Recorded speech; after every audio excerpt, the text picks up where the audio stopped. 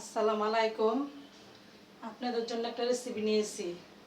আজকে হাঁস পাকাইব। আমি তেল দিয়ে দিলাম, পেঁয়াজটা দিয়ে দিলাম, আমি আদা রসুনটা দিয়ে দিলাম,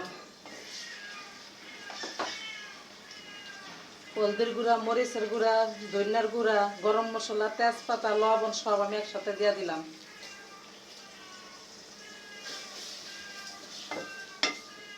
মশলাটা ভাজা ভাজা হোক।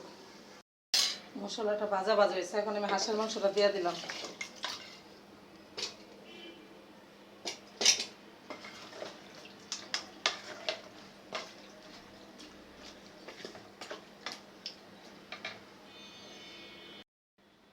পরিমাণ মতন পানি দিয়ে আলুম, আর পানি দিব না, এই পানিতে সিদ্ধ হইব আমার। আমি ঢাকনা দিয়ে ঢাকা দিলাম।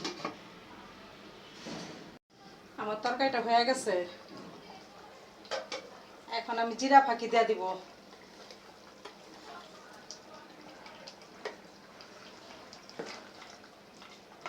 এখন আমি নামায় ফেলামু।